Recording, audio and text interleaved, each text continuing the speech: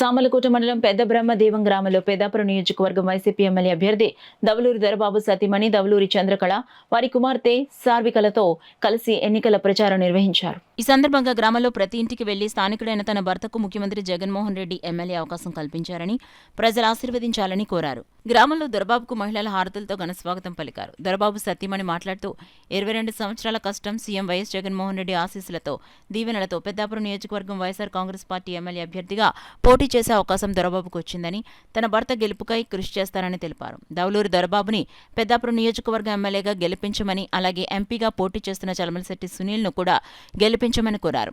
ఈ కార్యక్రమంలో దొరబాబు, చంద్రకళతో పాటు వైఎస్ఆర్సీపీ నాయకులు, మహిళలు, కార్యకర్తలు పెద్ద ఎత్తున పాల్గొన్నారు.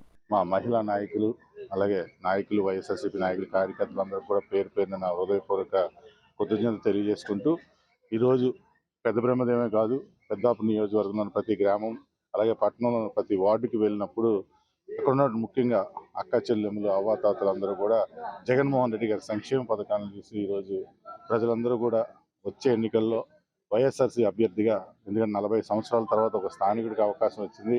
అలాగే గత 20 సంవత్సరాలుగా ఎన్నో ప్రయత్నాలు చేస్తే ఈరోజు మీ అందరి ఆదరాభిమానాలతో, మరి ముఖ్యంగా దేవుని ఆశీస్సులతో, జగన్మోహన్ రెడ్డి ఆశీస్సులతో ఈరోజు శాసనసభ అభ్యర్థిగా పోటీ చేసే అవకాశం నాకు కలిగింది. అలాగే మా చలమలశెట్టి సునీల్ గారికి కూడా ఈరోజు కాకినాడ పార్లమెంట్ అభ్యర్థిగా పోటీ చేస్తూ ఉన్నారు.